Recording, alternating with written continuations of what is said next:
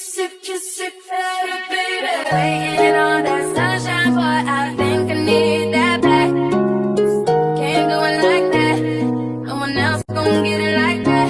So Oke, bismillahirrahmanirrahim. Assalamualaikum warahmatullahi wabarakatuh. Waalaikumsalam warahmatullahi wabarakatuh. Oke, selamat pagi untuk kita semua. Terima kasih sudah hadir kembali di kelas di jurusan pariwisata. Saya izin akan memberikan beberapa pengantar tentang materi kita pada hari ini. Kita melanjutkan dari pertemuan pertama kita yang sudah kita bahas tentang kontrak perkuliahan ya. Jadi kita sudah bicara soal kontrak perkuliahan dan materi-materi yang akan kita dapatkan selama satu semester ke depan. Nah, pada hari ini kita masuk ke pertemuan kedua kita ya teman-teman. Jadi di pertemuan kedua ini kita akan membahas tentang psikologi layanan. Jadi psikologi layanan itu secara definisi yang akan kita bahas hari ini. Definisinya apa, kemudian ruang lingkup dari psikologi layanan itu apa saja. Karena di dalam dunia pariwisata psikologi itu sangat perlu kita pelajari. Untuk apa? Ya pertama karena kita perlu tahu bagaimana menghadapi orang-orang di dunia hospitality. Jadi adakah teman-teman di sini yang sudah pernah mendengar soal psikologi? Kalau psikologi, saya rasa semua orang mungkin ya pernah mendengarkan soal itu. Tapi psikologi teman-teman, karena di dunia medis pun itu tidak dijelaskan dalam dunia psikologi. Ini adalah psikologi khusus yang akan kita bahas dan berkaitan dengan dunia hospitality. Hospitality itu ya dunia pelayanan, hotel, pendidikan, dan banyak ruang lingkup lain. Oke, di sini mungkin ada yang boleh memberikan definisi atau ada yang tahu tentang psikologi layanan atau psikologi itu sendiri. Saya? Oke. Mungkin tidak banyak yang saya tahu, tapi kalau yang saya ketahui dikit-dikit nih ya Pak ya, psikologi itu misalnya bersangkut paut dengan dirinya juga tentang stres, capek, terus cara dia menghadapi pelayanan setiap hari di tempat bekerja, mungkin itu saja Pak. Oke, terima kasih. Itu sudah benar ya.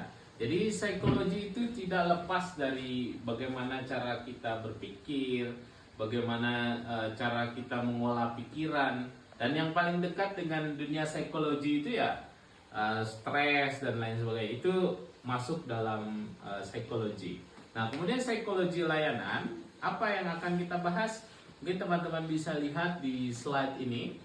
Psikologi layanan itu studi tentang perilaku manusia dalam konteks transaksi jasa. Nah, jadi dalam dunia pariwisata atau pelayanan itu sendiri itu masuk dalam kategori jasa ya. Jadi kalau misalkan kita tinggal di hotel, masuk ke pendidikan gitu, kita belajar di kursus atau belajar di sekolah, itu masuk dalam bidang jasa. Jadi kita akan mempelajari perilaku manusia yang terhubung dengan tadi ya, jasa itu sendiri. Misalkan teman-teman ini mau daftar ke sekolah, jadi orang di sekolah itu akan mempelajari karakter kita. Begitupun dengan teman-teman mahasiswa gitu. Kami sebagai dosen pasti akan coba memetakan satu persatu karakternya. Agar apa? Kami bisa memberikan pelayanan pendidikan yang lebih baik. Itu jadi kampus ini itu juga merupakan bagian atau integrasi dari pelayanan itu sendiri. Kemudian pelayanan itu mencakup aspek kognitif, afektif, dan perilaku dari pemberi ataupun penerima pelayanan. Jadi ya kognitif itu berhubungan dengan psikologi, itu pun dengan afektif ya, dan begitu juga dengan perilaku. Nah, teman-teman, kita sudah tahu kan tentang apa itu psikologi layanan. Kemudian kenapa pendekatan psikologis itu penting di dalam dunia pelayanan atau di dalam dunia jasa? Yang pertama, dia itu bersifat intangible. Intangible itu maksudnya tidak terlihat, tapi dampaknya sangat besar terhadap bisnis kita, terhadap hospitality gitu. Karena dia tidak berwujud, pengalaman itu bersifat subjektif. Jadi subjek itu maksudnya dia hanya terhubung dengan individu tersebut, subjek gitu ya. Kemudian menjadi satu-satunya ukuran nyata atas kualitas layanan.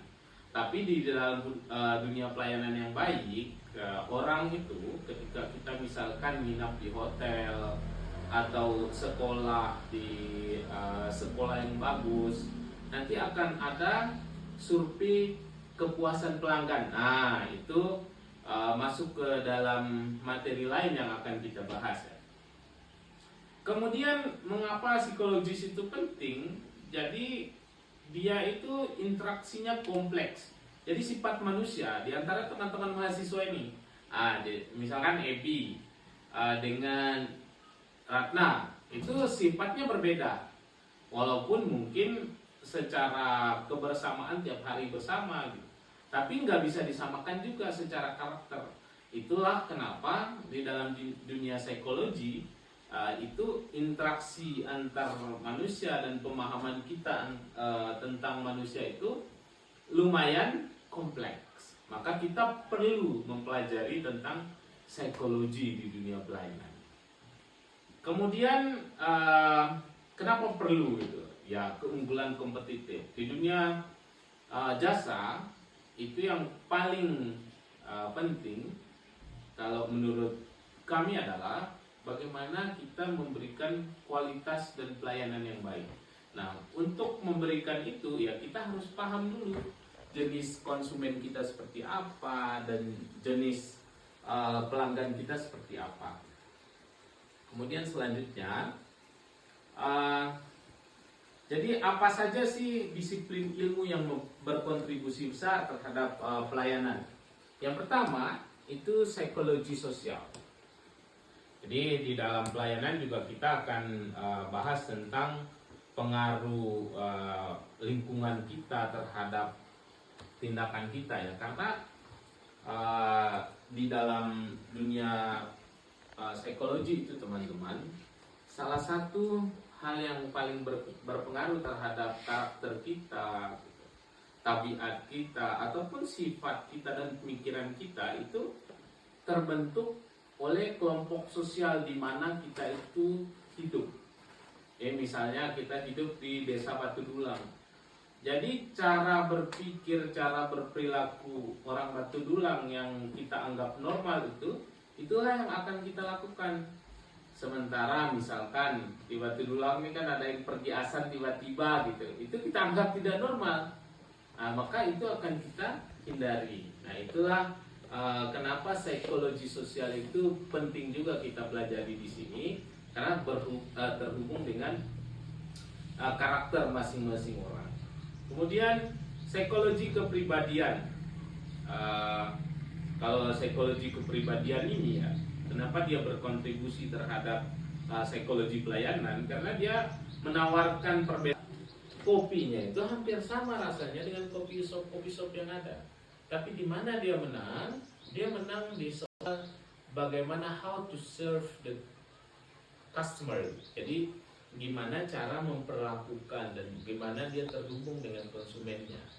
Nah, di Starbucks itu kalau misalkan Ebi pergi berbelanja hari ini dengan pasti akan ditanya, namanya siapa, tinggal di mana, sukanya apa. Mereka akan catat itu, dan ketika kita datang lagi, dia akan langsung bilang, "Hey Ebi." Jadi kita kaget kan, kok mereka masih ingat nama saya.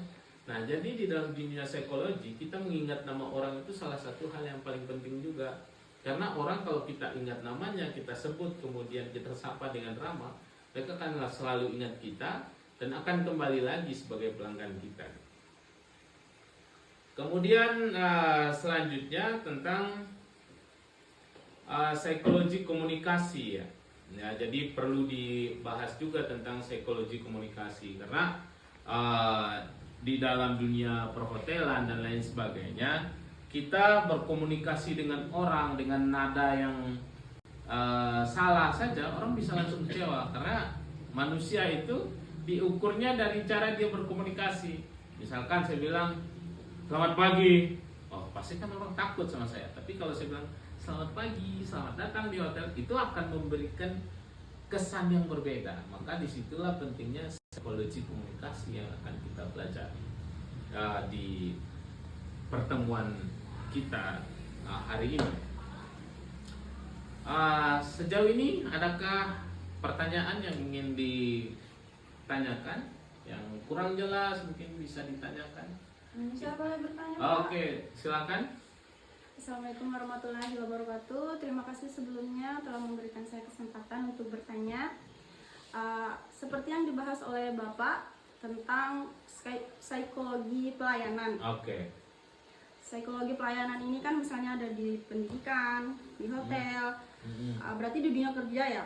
Ya, ini betul. kan berarti yang di bagian pelayanan ini menghadapi atau mengatur karakternya sebaik mungkin setiap hari. Betul. Dengan setiap harinya itu mereka kan pasti bertemu dengan konsumen yang berbeda-beda. Oke.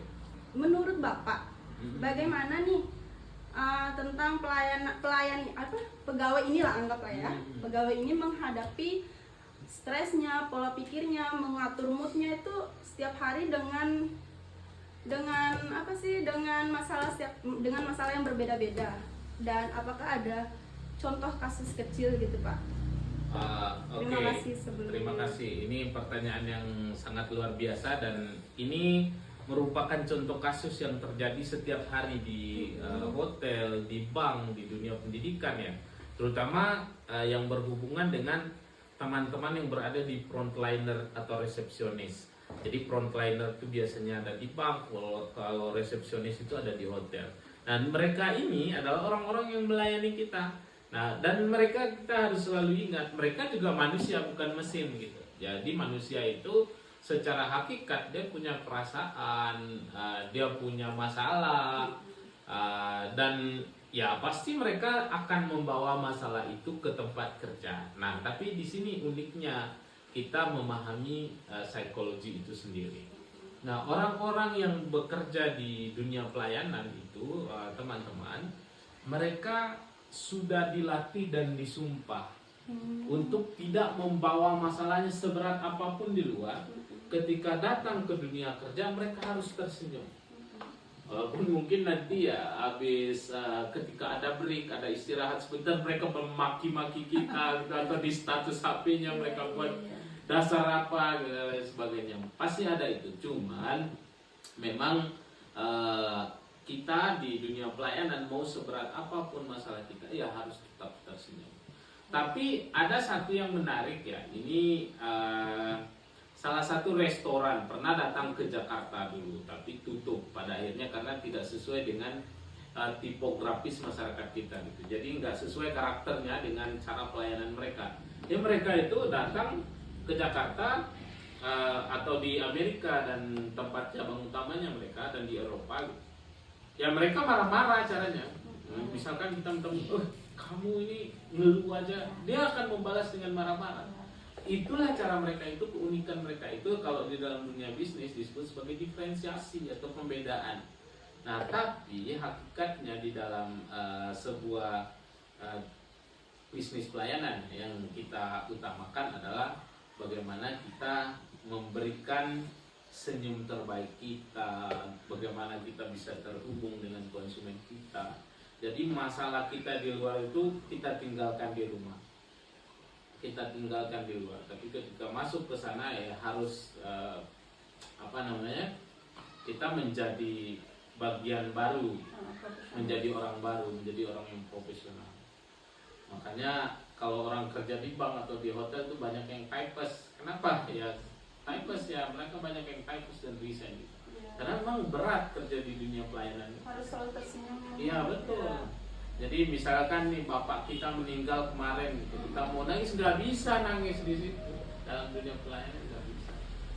Ya harus selalu memberikan senyum manis, itu ramah terhadap orang. Karena kalau keluar dari ramah, humanis, friendly, dunia pelayanan itu rusak. Itu ya teman-teman. Oke, sekarang saya rasa tidak ada pertanyaan lagi. Kita akan membagi kelompok untuk kita diskusi di pertemuan selanjutnya. Jadi di sini tadi saya sudah membahas beberapa hal ya tentang psikologi sosial, psikologi kepribadian, dan psikologi komunikasi. Jadi 3 hal ini kita akan bagi dalam 3 grup. Karena di sini yang hadir ada berapa orang. Jadi kalau di absensi ini hanya ada 6 orang yang hadir. Jadi kita bagi per kelompok itu 2 orang saja ya. Jadi minggu depan saya minta kepada kita, kepada teman-teman untuk mempresentasikan. Jadi membuat, yang pertama yang harus dilakukan adalah membuat makalah. Yang kedua membuat slide presentasi. Nah, dan slide presentasi itu harus dipresentasikan di depan dengan menggunakan slide seperti saya ini ya. Kemudian dipresentasikan selama kurang lebih 20 menit per kelompok. Jadi itu saja ya. Jadi saya akan bagi kelompoknya. Kelompok yang pertama itu Febriana dengan Oni Hemayanti, kemudian Ratna Sari dengan Julia. Kemudian yang kelompok ketiga itu Ratna Andani. Oke teman-teman, kalau sudah tidak ada maka kita cukupkan saja pertemuan kita pada hari ini ya. Terima kasih sudah hadir. Semoga teman-teman sehat selalu dan minggu depan kita bisa bertemu seperti ini. Demikian, billahil muwaffiq ila aqwamit thoriq. Assalamualaikum warahmatullahi wabarakatuh.